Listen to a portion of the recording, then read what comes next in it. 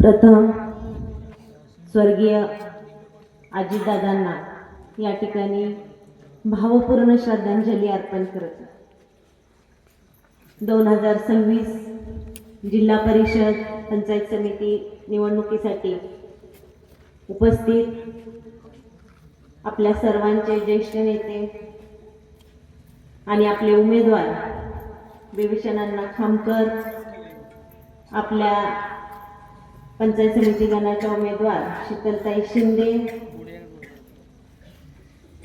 तालुका अध्यक्ष आजी आणि माजी दोघंही,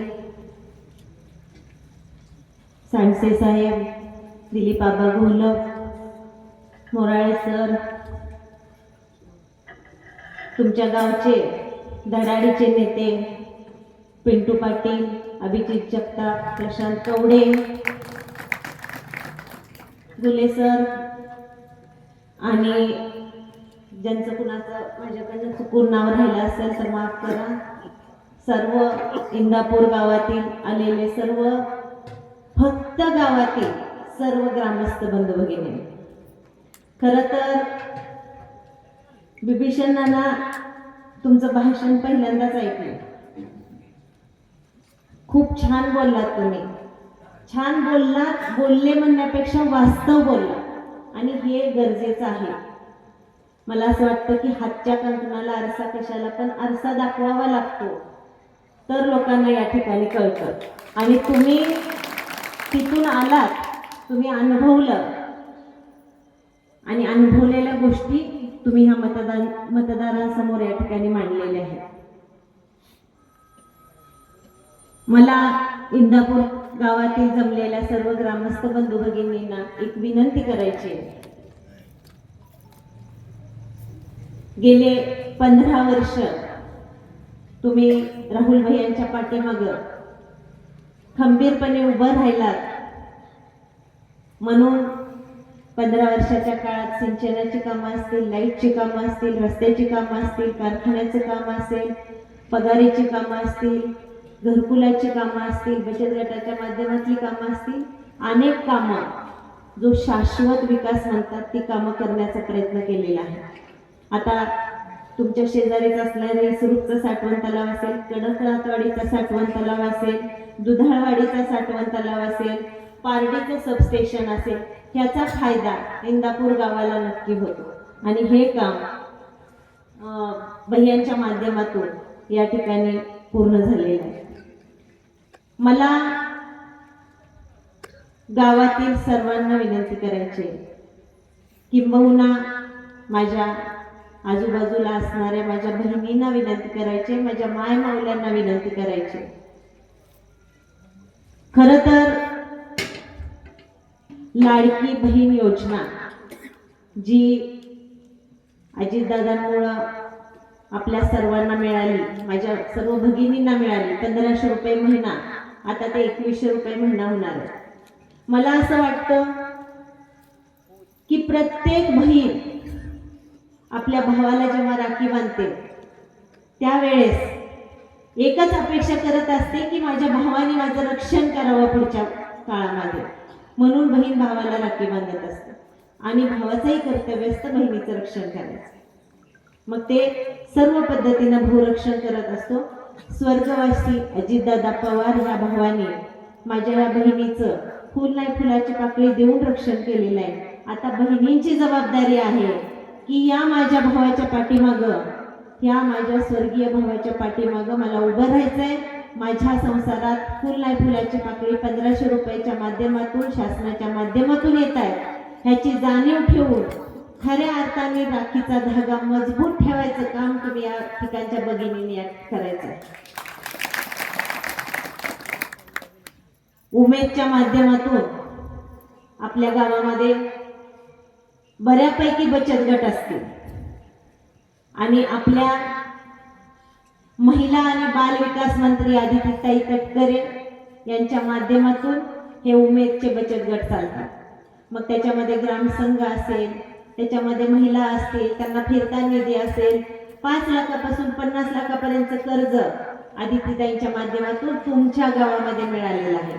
आणि येणाऱ्या काळामध्ये सुद्धा उमेदच्या माध्यमातून ज्यांना कुणाला कर्ज असेल किंवा काही व्यवसाय सुरू करायचा असेल त्याच्यासाठी आपण आदितीताई आपल्या पक्षाच्या मंत्री आहेत, त्यांच्याकडून आपण उमेदच्या माध्यमातून हे काम करून घेऊ अशी मी या ठिकाणी तुम्हाला सर्वांना विनंती करते. मला या ठिकाणी अण्णांनी सांगितलं त्यांच्या भाषणामध्ये की दिखावा करण्यापेक्षा केलेलं काम सांगणं महत्वाचं वाटतं. मागच्या काळामध्ये आपल्या मतदारसंघामध्ये किंवा आपल्या पूर्ण महाराष्ट्रामध्येच अतिवृष्टी झाली, आपल्या सर्वांना माहिती. अतिवृष्टी झाल्यावर परांडा तालुका असेल, भूम तालुका असेल, आता वाशी तालुक्याकडे त्याचा जास्त फटका नाही बसला तरी सुद्धा भूम तालुका असेल, तुम्हाला एक कळावं की नेते कसे असतात आणि पक्ष कसा असतो. म्हणून मी सांगते, अतिवृष्टी झाली, अतिवृष्टी झाल्यानंतर भैया मुंबईला होते. रात्री 2 वाजता मतदारसंघातल्या लोकांचे फोन आले, जे लोक पाण्यामध्ये अडकले होते त्यांचे, की भैया आमच्या वस्तीवरती यायला रस्ता नाही, गाड्या येत नाहीत, आम्हाला इथून बाहेर निघता येत नाही, बोट येत नाही, इकडं नाव येत नाही, होडी येत नाही, काहीच येत नाही आणि पाण्याची पातळी वाढलेली आहे आणि आमच्यापर्यंत पाणी येणार आहे, तर आम्हाला इथून बाहेर निघायचं. रात्री 2 वाजता भैया मुंबईवरून निघाले. तेवढ्या रात्री अजितदादांना फोन केला, अजितदादांनी फोन उचलला. तिथून परांड्याला आले सकाळी 9 वाजता. तिथून इथं येईपर्यंत आपल्या मतदारसंघात हेलिकॉप्टर कसं येईल आणि आपले ते लोक रेस्क्यू करून बाहेर कसे काढता येईल हाच प्रयत्न भैयांचा चालू होता आणि अजितदादांचा चालू होता. कारण वातावरणही तसं नव्हतं हेलिकॉप्टर उडण्यासारखं. आणि थोडं वातावरण व्यवस्थित झाल्यानंतर परांड्याकडं हेलिकॉप्टर आलं, ते लोक रेस्क्यू करून बाहेर काढण्यात आली आणि त्याच्यानंतर 3 वाजता मतदारसंघाचे आमदार आले आणि सांगितलं हेलिकॉप्टर मीच आणला. खोटं तर किती बोलायचं असतं. ते देवाला तर माहिती आहे ना हेलिकॉप्टर कुणी आणलं. त्याची जाहिरात करण्याची गरज भैयांनाही कधी वाटली नाही, पक्षालाही कधी वाटली. माझ्या मतदारसंघातल्या लोकांचा जीव वाचला पाहिजे ही फर्स्ट प्रायोरिटी त्यांची होती, पहिलं कर्तव्य त्यांचं होतं आणि ते करण्याचा प्रयत्न त्यांनी त्या ठिकाणी केला की लोक वाचली पाहिजे. जाहिरात करण्यासाठी काम करायचं नाही, लोकांसाठी काम करायचं, लोकांच्या हितासाठी काम करायचं. आणि तो वर बसलाय ना, तो सर्व हिशोब ठेवतो, चांगल्याचे ठेवतो, वाईटांचे ठेवतो. त्यामुळं ते कुणी आणलं, काय आणलं ह्या खोलात जाण्यापेक्षा माझी लोक वाचली हे महत्वाचं आहे. आणि हे काम भैयांच्या माध्यमातून झालं, स्वर्गीय अजितदादांच्या माध्यमातून झालं. त्यानंतर मी आणि आदितीताई तटकरेंनी नवमहाराष्ट्र युवा अभियानमध्ये काम केलेलं होतं. दोघींनी एकत्र 6 वर्ष काम केलेलं होतं. त्यावेळेस आपल्या आदितीताई ह्या महिला बाल विकास मंत्री होत्या.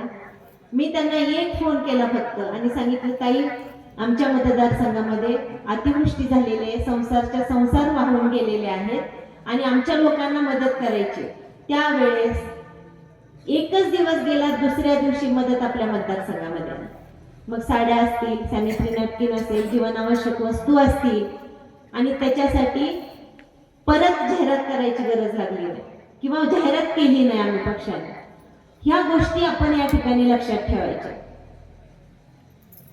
दुष्काळ पडला, चारा छावण्या चालू कुणी केल्या, हे ज्यांच्याकडे जनावर असतील किंवा ज्यांच्याकडे जनावर होती त्यांनी या ठिकाणी लक्षात ठेवायचं की चारा छावणीच्या माध्यमातून माझी जनावर, माझे संसार ह्या कशा पद्धतीने राष्ट्रवादी काँग्रेसच्या माध्यमातून त्यावेळेस चारा सुद्धा छावण्यांमध्ये वाटण्यात आलेला होता, म्हणजे जनावरांना.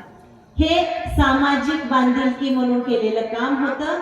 तुम्ही जो पक्षावर विश्वास ठेवलेला होता ते म्हणून आम्ही या ठिकाणी काम केलेलं होतं.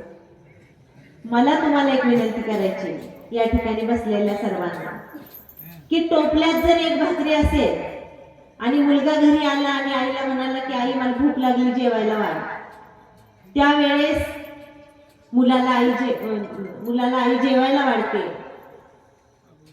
मग नसेल तर गरम भाकरी करून देईल, भाजी करून देईल, पण मुलाला जेवायला वाढते त्यावेळेस त्या मुलाला आईच्या स्वरूपात देव दिसतो. त्याला वाटतं माझी आई किती चांगली आहे, मला पोट भरून जेवायला घालते. मग मला तुम्हाला सांगायचंय की आजच्या जेवणाची सोय करणारी आई तुमच्या लक्षात राहते आणि आयुष्यभराच्या तुमच्या आयुष्याची शिदोरीची सोय करणारा बाप तुम्ही एका मिनिटात विसरून जाता. ही खंत आहे. आणि आजच्या इलेक्शनचा सांगायचा उद्देश माझा हाच आहे की आज इलेक्शन आले म्हणून आजच्या जेवणाची सोय करणारी आई तुम्ही लक्षात ठेवली तर पुढचे 5 वर्ष हे तुम्ही या तुमची शिदोरी जी आहे तो बाप तुम्ही विसरणार. आणि तो बाप आपल्या सर्वांचे विभीषण अण्णा या ठिकाणी उपस्थित आहे आणि ते आपल्याला पुढचे 5 वर्ष आपल्याला आपल्या सगळ्या सुविधा देण्याचा प्रयत्न त्या ठिकाणी करणार. अण्णा म्हणाले की ह्या वयात उमेदवारी कशाला.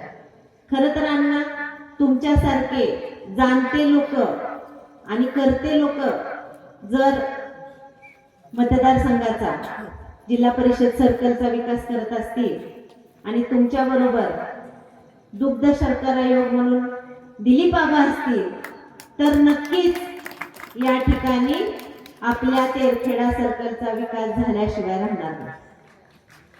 आज जर आपल्याला कोणी या ठिकाणी येत असेल, अण्णांनी सांगितलं की पैशाचा भरपूर पाऊस चालू आहे, खूप पाऊस पडू द्या, लक्ष्मी प्रसन्न होऊ द्या सगळ्यांना. पण मला तुम्हाला सांगायचंय जर मी मनाने श्रीमंत आहे, पैशाने अजिबात नाही. परत एकदा स्पष्ट करते, मी तुम्हाला 1000 रुपये आज दिले. मला असं वाटतं की मी दिलेले 1000 रुपये तुमचे 1 दिवसात संपणार आहे.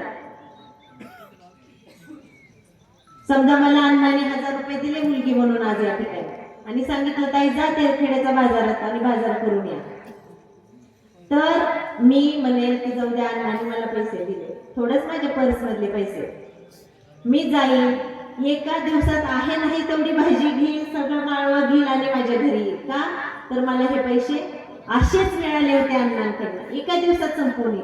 आणि जर पुढच्या बाजारात मी माझे पैसे घेऊन 100 रुपये घेऊन गेले तर मी 10 ठिकाणी फिरेल, 10 ठिकाणी स्वस्त भाजी कुठे बघेल. आणि कारण ते पैसे माझ्या घामाचे असतील, ते पैसे माझ्या कष्टाचे असतील, असे आलेले पैसे तुम्हाला पुरणार नाहीत ही मी तुम्हाला सांगण्याचा या ठिकाणी विनंती करते.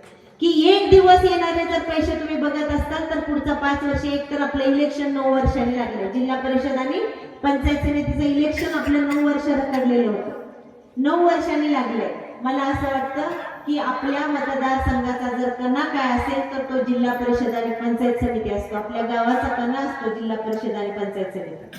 कुसुमाग्रजांचं एक वाक्य सांगते, मोडला जरी संसार तरी मोडला नाही कणा, पाठीवरती हात ठेवून फक्त लढ म्हणा.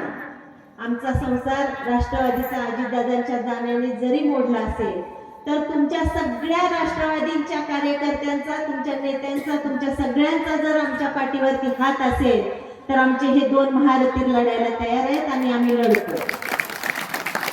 असं अजिबात वाटून घेऊ नका आमचा संसार मोडलाय.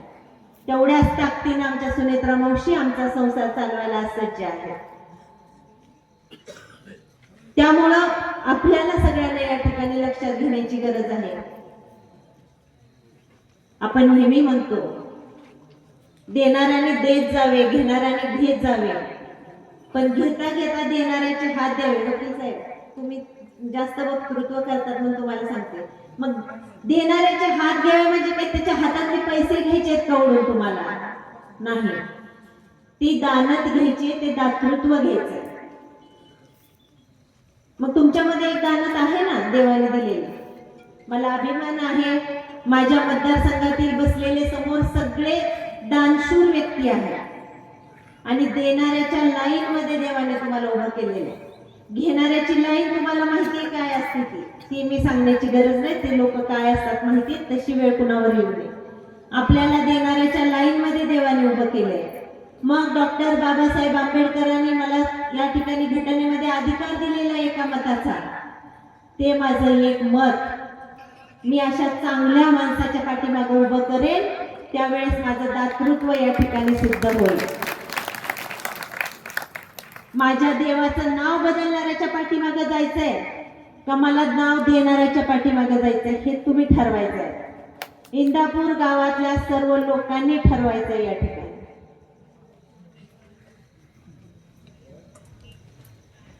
तुमच्या माहितीसाठी सांगते, 2019 ला भैयांचा पराभव झाला, 2024 ला भैयांचा पराभव झाला. अण्णा पराभव झालेला असताना सुद्धा तो माणूस दुसऱ्या दिवशी माझ्या जनतेमध्ये मिसळला. हे फक्त महारुद्र बाप्पांचे संस्कार आणि तुमच्या सगळ्यांसाठी काम करण्याची कळकळ एवढंच आहे. माझे कुठले मोठे व्यवसाय नाहीत, मी कुठं मोठ्या इंडस्ट्री चालवत नाही. मी आणि भैया आमचा संसार एकदम चांगला चालतो. त्याच्यासाठी आम्हाला कुठलाही 2 नंबरचं काही करण्याची गरज नाही. आणि तुमच्या सर्वांच्या प्रेमाने आम्ही 2 वेळेस जेवू शकतो एवढं व्यवस्थित आम्हाला देवाने दिले. तरी सुद्धा पडलेला असताना मतदारसंघामध्ये येऊन मतदारसंघाची कामं करून मागचे 6 वर्ष 6.5 वर्ष जनतेच्या सेवेमध्ये आहे, सुखदुःखामध्ये आहे, कामामध्ये आहे. मग हे काम जर समोरची लोक जी आजी असतील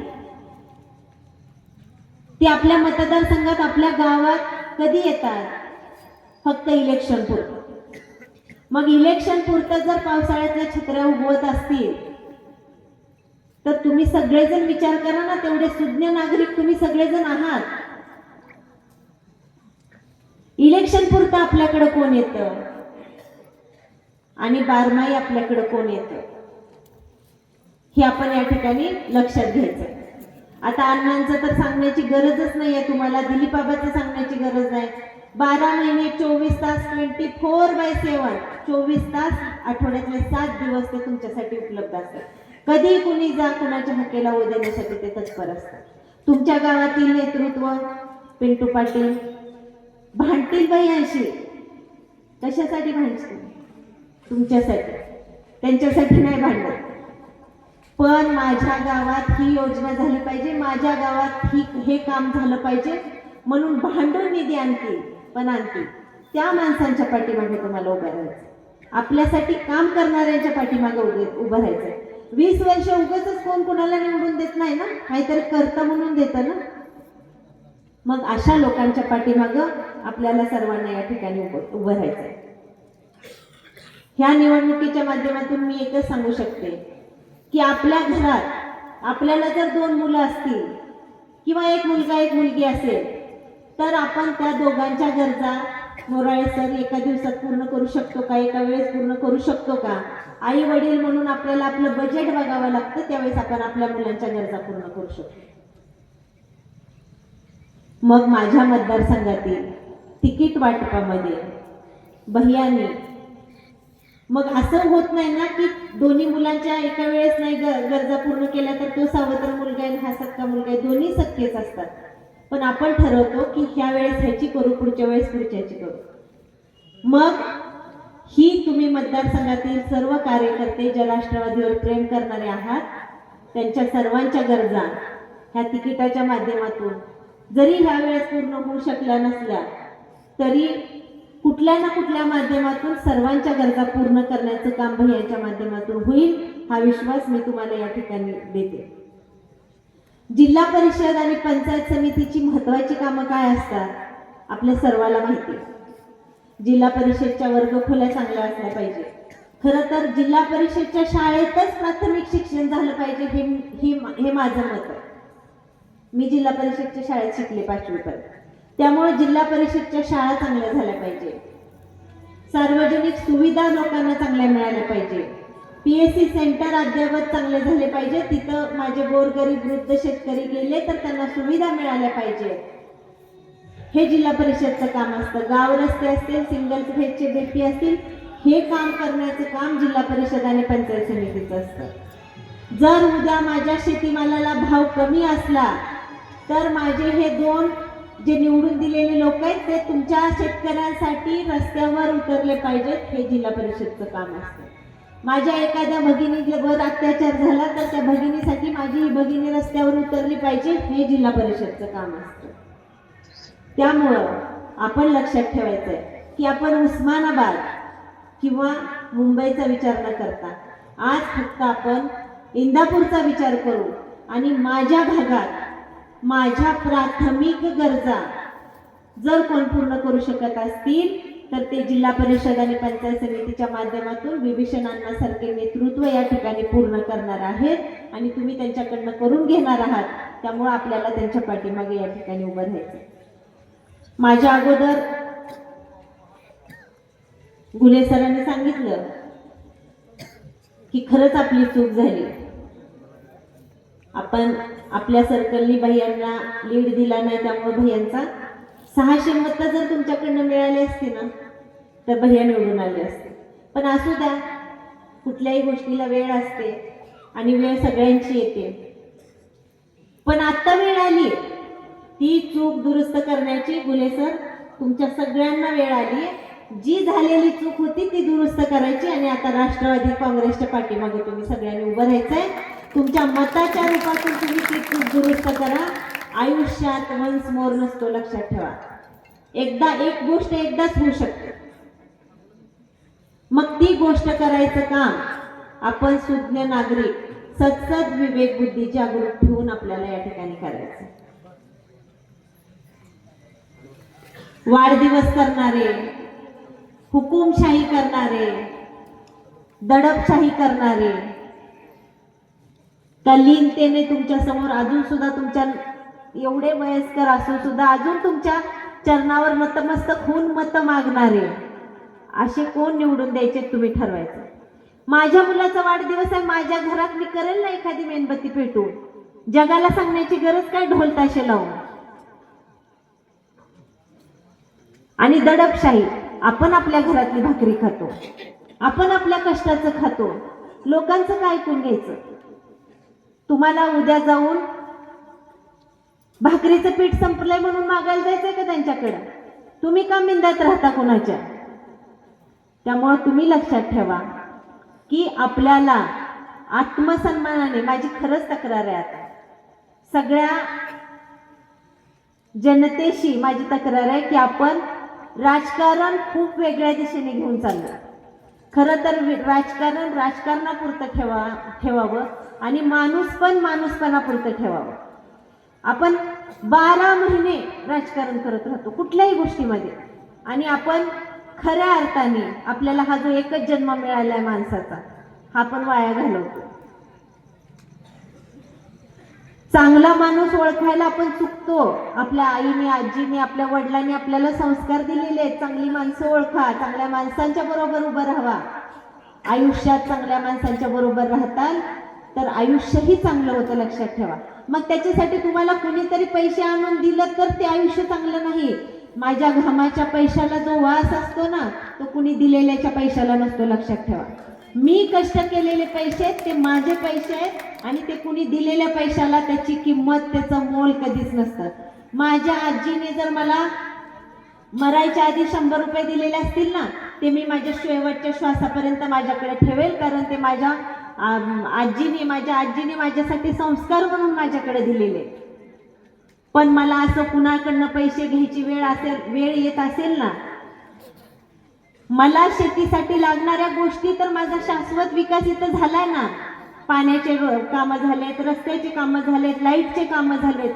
मग मी मतदानापुरते पैसे घेऊन जर मतदान करत असेल आणि कुणाच्या पुढं जर निंद होत असेल, लीन होत असेल, तर मी खरा माणूस आहे का, खरी महिला आहे का, हे आपण या ठिकाणी लक्षात घेणं गरजेचं आहे.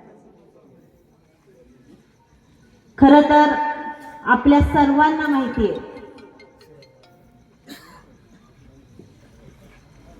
की अजितदादांनंतर सुनेत्रा मावशींनी हा कारभार स्वीकारलाय. मी तुम्हाला आज एक शब्द देते मावशींच्या माध्यमातून या ठिकाणी, जी कामं बिभीषण अण्णांच्या अखत्यारीत असतील ते अण्णा करतील, जी कामं पंचायत समितीच्या अखत्यारीत असतील त्या पंचायत समितीच्या शिंदेताई करतील. परंतु त्याच्या पुढे जाऊन जरी आपण आमदार नसलो तरी सुद्धा आपल्या गावाच्या विकासासाठी कुठलंही काम करायची गरज लागली तर सुनेत्रा मावशींकडे मी जाईल आणि ती कामं करून घेईल, हा शब्द मी तुम्हाला सर्वांना या ठिकाणी देते. मी तुम्हाला एक छोटं उदाहरण देते. ज्या वेळेस आपल्याकडे अतिवृष्टी झाली त्यावेळेस अण्णा सगळे रस्ते बंद होते. आपल्या मतदारसंघात यायचे सगळे रस्ते बंद होते.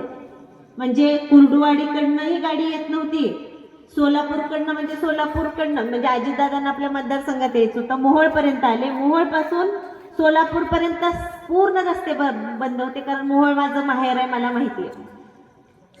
तिथून पुढे सगळे रस्ते बंद होते. तरी सुद्धा कुठलाही ताफा न घेता, कुठलाही बॉडीगार्ड किंवा कुठली लोक न घेता, फक्त एक गाडी घेऊन परवानगी काढून उपमुख्यमंत्री म्हणून मी माझ्या शेतकऱ्यांच्या दुःखामध्ये सहभागी होणे, पंचनामे करणे, तहसीलदार कलेक्टर सगळ्यांना घेऊन दादा त्या ठिकाणी यायला निघाले, अतिवृष्टी भागाचा दौरा करायला. दादा सोलापूरला आले. भैया त्या ठिकाणी त्यांना घ्यायला गेले होते. त्यांना माहिती होतं, भैयांनी मला आधीच फोन करून सांगितलं होतं की दादा काय जे म्हणतील तुला फोनवर ते हो म्हण फक्त. सोलापूरहून दादांनी फोन केला की वैशाली आज काय मी घरी जेवायला येऊ शकणार नाही. दादा दरवेळेस आले की मतदारसंघात घरी जेवायला असायचे. मी काय आज घरी जेवायला येऊ शकणार नाही, कारण मला दिवसभर रात्री 11 पर्यंत दौरा असणार आहे. तू फक्त 2 अंड्याचं ऑमलेट आणि 1 पांढरी चपाती माझ्यासाठी डब्यात घालून रेस्ट हाऊसला पाठवून दे. भैयांनी तर सांगितलं होतं नाही म्हणायचं नाही, पण मला असं वाटलं की मी बोललं पाहिजे. कुठलीही गोष्ट असेल आपल्या मनात जे आहे ते आपण बोललं पाहिजे. मी दादांना फक्त म्हणलं दादा नवरात्र चालू आहे, माझं नवरात्र आहे आणि मी नवरात्रामध्ये नॉनव्हेज करत नाही, मी व्हेजचं काही देते तुम्हाला पाठवा. तेव्हा दादा म्हणाले तुझ्यासाठी खिचडी तर भिजवलेली असशील ना, ती पाठव.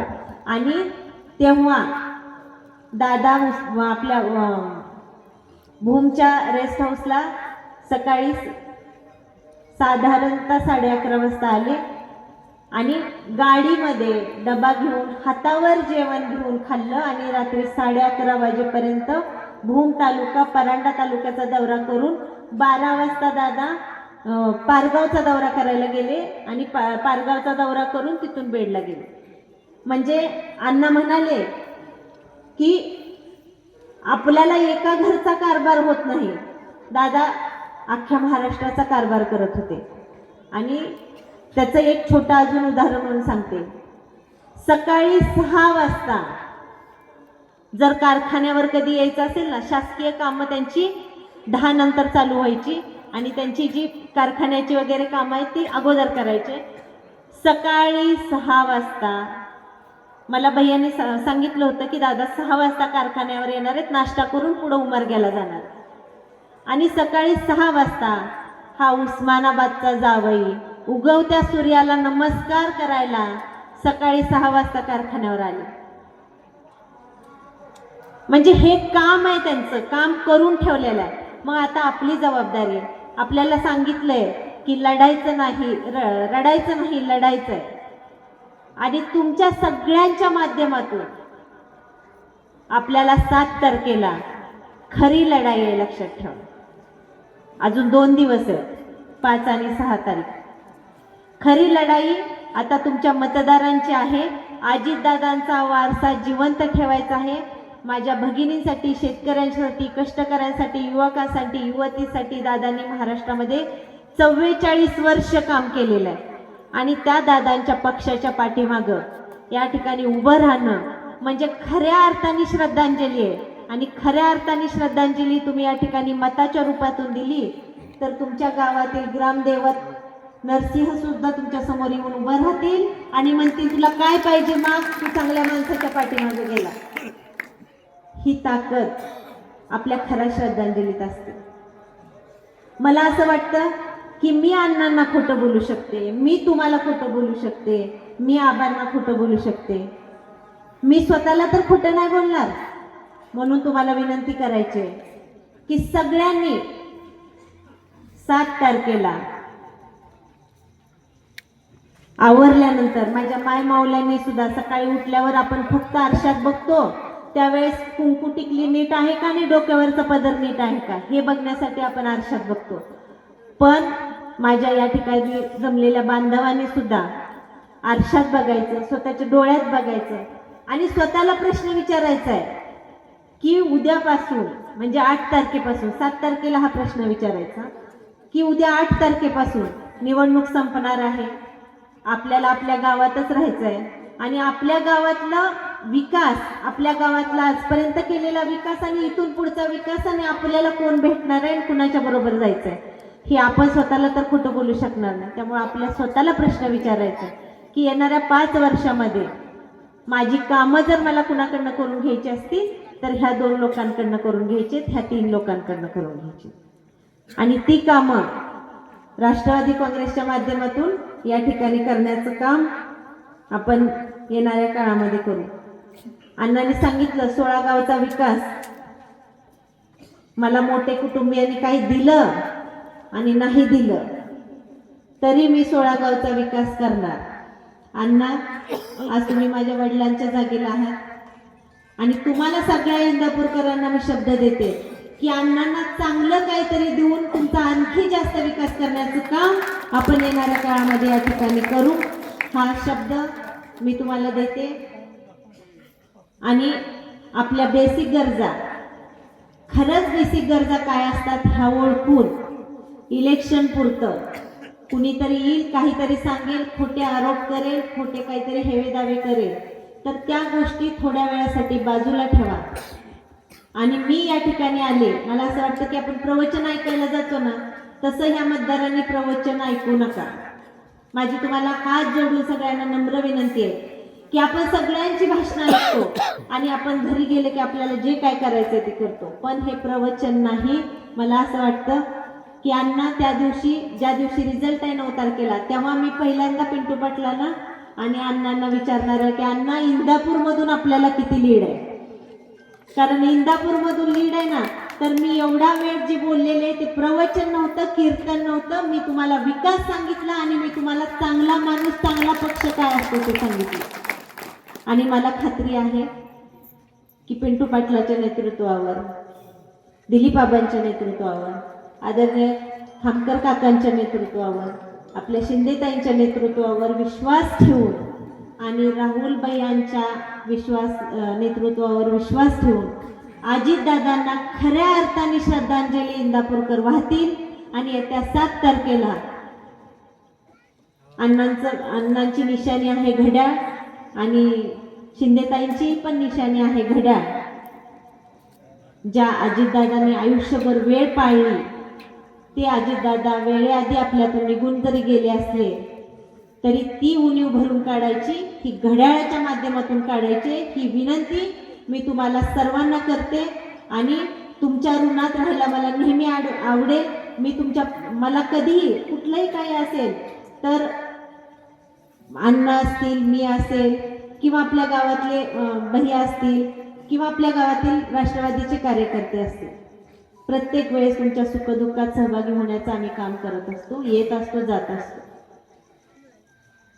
त्यामुळे आपल्या सर्वांना विनंती आहे की ताई इथून बोलून गेल्या म्हणजे ताईंचं काम संपलं आणि आता आपण उद्यापासून आपल्याला जे काही करायचं आहे ते हे न करता ताई आपल्या मुलीसारख्या आहेत, ताई आपल्या बहिणीसारख्या आहेत असं समजून मी जे सांगितलं ते खरंच कळकळीने सांगितलंय.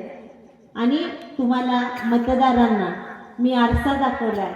हा आरसा आपण खऱ्या अर्थाने या ठिकाणी बघाल आणि खरा माणूस म्हणून आणि इंदापूरच्या नरसिंहनगरीतला माणूस म्हणून या ठिकाणी तुम्ही सर्वजण स्वतःला बघाल आणि घड्याळाच्या पुढचं बटन दाबाल. एवढीच विनंती मी तुमच्या सर्वांना करते आणि माझे 2 शब्द संपवते. जय हिंद, जय महाराष्ट्र.